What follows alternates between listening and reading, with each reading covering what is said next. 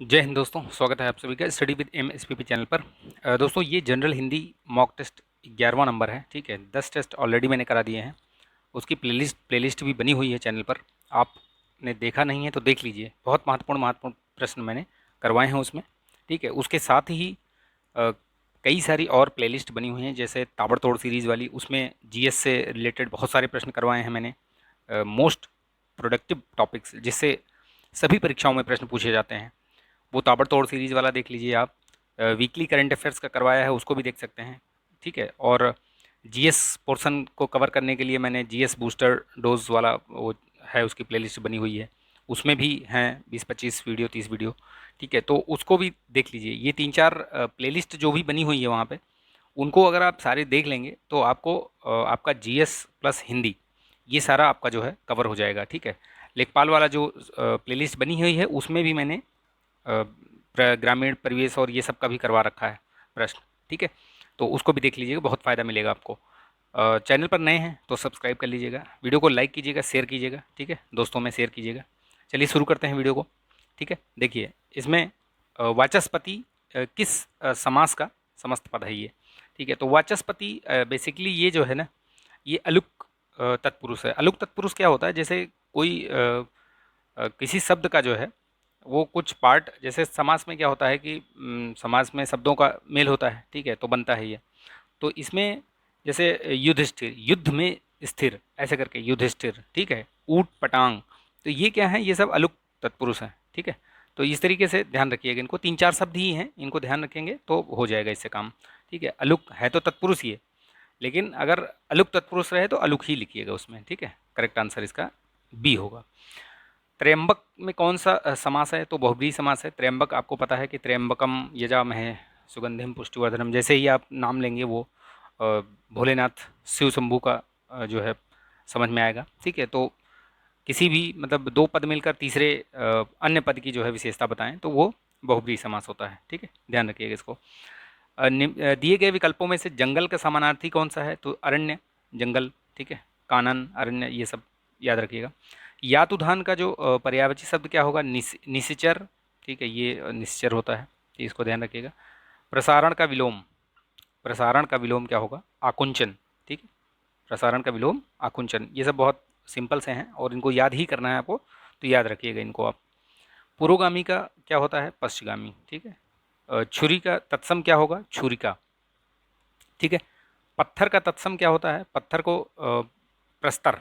ठीक है, चट्टान नहीं होगा, पाहन भी नहीं होगा, कंक्रीट भी नहीं होगा, प्रस्तर होगा। ठीक है, नवोढ़ा का संधि विच्छेद कीजिए, तो नवोढ़ा का संधि विच्छेद कीजिए, यानी नव धन ऊढ़ा, यानी नवोढ़ा।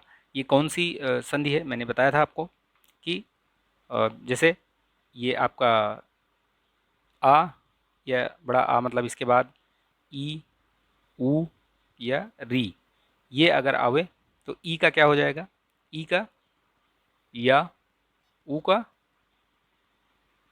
नहीं, ई का ए, ऊ का ओ और री का अर। ठीक है, ये तो ये ध्यान रखिएगा आप।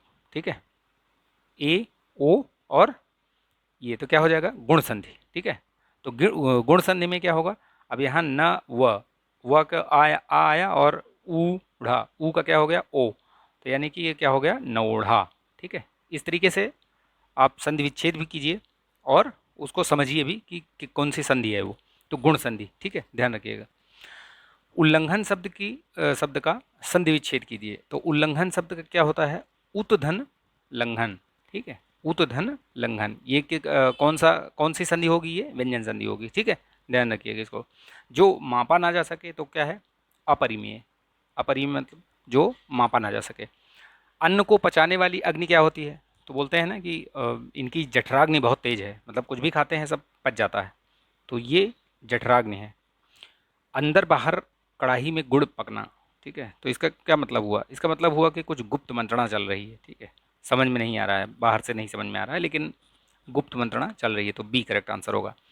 पानी पीकर जात पूछना, इसका मतलब ये हुआ कि भैया काम निकल गया, उसके बाद आप सोच रहे हैं तो कोई फ़ायदा नहीं है। आपने पानी पी लिया फिर पूछ रहे हैं कि कौन से जात बिरादरी के हो, तो क्या मतलब हुआ उसका। ठीक है, तो ये इस तरीके से प्रश्नों को हल किया जाता है। देखिए नेक्स्ट क्वेश्चन देखते हैं। दिए गए वाक्यों में सही वाक्य बताना है आपको। तो उनका अंग अंग काटा गया, ये गलत है, ठीक है, शुद्ध वाक्य बताना है। उनका उसका अंग अंग काटा गया, ये भी गलत है। उनके अंग अंग काटे गए, ये भी गलत है। उसके अंग अंग काटे गए, ये ठीक है, ठीक है, तो डी होगा। इसमें देखिए, कुछ दरबारी बीरबल को मुसीबत में फंसाने के तरीके सोचते रहते थे। तो देखिए, इसमें पूछा है कि कौन सा गलत है, तो आप अगर ध्यान से पढ़ेंगे तो मुसीबत और मुसीबत ये मतलब गलत लिखा हुआ है, तो यहाँ पे ये वाला जो है करेक्ट हो जाएगा। ये मुसीबत होता है, मुसीबत, इसमें लिखा हुआ मुसीबत, ठीक है, छोटी की मात्रा लगी हुई, इसलिए वो गलत है। भवानी का जो पुल्लिंग शब्द है वो क्या है, तो भव से भवानी, ठीक है, याद रखिए, पुल्लिंग भव होता है और स्त्रीलिंग क्या हो गया उसका, भवानी। इनमें से एक शब्द एक वचन है, कौन सा शब्द है जो एक वचन है, तो इसमें प्राण तो बहुवचन में प्रयोग होता है, ठीक है, ये नहीं होगा। दर्शक गण भी बहुवचन में होते हैं, ये भी नहीं होगा। श्रोता वृंद, ये भी नहीं होगा। संतति जो है वो एक वचन में आएगा, ठीक है। राजा सेवक को कंबल देता है, ठीक है, तो इसमें क्या होगा, राजा सेवक को कंबल दे रहा है, यानी कि जैसे इसमें क्या है कि कर्ता ने कर्म को, ये वैसा वाला नहीं है कि आप इसमें कर्म लिखा है कि कर्म तो को कर दिया, नहीं, ये देने से संबंधित जब होगा तो मतलब जहाँ पे दान दान से संबंधित होगा वहाँ पे संप्रदान कारक आएगा, ठीक है, दान दिया जा रहा है तो उस वहाँ पे संप्रदान कारक होगा, तो ध्यान रखिएगा इसको। निम्नलिखित में से वर्तनी की दृष्टि से अशुद्ध शब्द, शुद्ध, ठीक है, शुद्ध शब्द, तो अनुसंगिक, ये सही है क्या, ये गलत है। अनुसंगिक, ये भी गलत है। अनुसंगिक, इसमें तो ये साफ साफ ही गलत है। आनुषंगिक, ये ठीक है, ठीक है, बड़ा आ होगा। शुद्ध वर्तनी वाले शब्द का चयन कीजिए। देखिए, इसमें शुद्ध वर्तनी कौन सी है, तो ये शुद्ध वर्तनी, इसमें सहस जो है वो सही है, बाकी सब गलत है, ठीक है, देख लीजिएगा आप इसको, ठीक। एक का अर्थ पुराना होता है, पुराना क्या है इसमें, चर पुराना होता है क्या, नहीं। चीर पुराना होता है क्या, नहीं। प्राचीर पुराना होता है क्या, नहीं।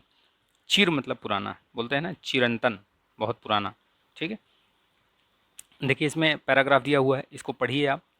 मैं इसको होल्ड कर दे रहा हूँ दो दो सेकंड के लिए, आप वीडियो को पॉज कीजिए और इसको पढ़ के उत्तर देने का प्रयास कीजिए, ठीक है। यहाँ तक पढ़ लिया, किताब पढ़ता है, उसके बाद आगे यहाँ से फिर देख लीजिए। ये भी पॉज कर लीजिए, पॉज करके वीडियो को फिर क्वेश्चन का जो है आंसर देने की कोशिश कीजिए, ठीक है। 3-4 क्वेश्चन और बचे हैं। देखिए, इसमें क्या क्या क्या पूछ रहा है, देखिए, तो उसके बेस पे पूछा है कि साहसी मनुष्य को क्या उधार नहीं लेता, मतलब साहसी जो मनुष्य होता है वो क्या उधार नहीं लेता है, तो सपने जो है वो, साहसी मनुष्य सपने उधार नहीं लेता है। साहसी मनुष्य किसके समान है, तो साहसी मनुष्य, आप उसमें पढ़ेंगे तो आपको पता चलेगा कि साहसी मनुष्य जो है वो सिंह के समान है, ठीक है। और दुनिया की परवाह किए बिना जीने वाला व्यक्ति किसको प्रकाश मतलब मिलता है, तो देखिए, मनुष्यता को प्रकाश देता है। जो दुनिया की परवाह किए बिना जीने वाला जो व्यक्ति होता है वो मनुष्यता को प्रकाश देता है। तो ये 25 प्रश्न मैंने फिर इसमें करवा दिए आपको, ठीक है। इसको आई होप कि वीडियो पसंद आया होगा, पसंद आया तो प्लीज़ लाइक कर दीजिएगा, शेयर कर दीजिएगा दोस्तों में, ठीक है। चैनल पर नए हैं तो सब्सक्राइब भी कर लीजिएगा, और नेक्स्ट वीडियो फिर बनाएंगे इससे संबंधित। आप जीएस से अगर प्रश्न करवाना है आप लोग तो कमेंट कीजिए, ठीक है। जीएस वाले 25 प्रश्न उसको भी इसी में ऐड कर देंगे, ठीक। तो चलिए, मिलेंगे नेक्स्ट वीडियो में, तब तक के लिए अपना ध्यान रखिए, स्वस्थ रहिए, मस्त रहिए, बिंदास रहिए। जय हिंद।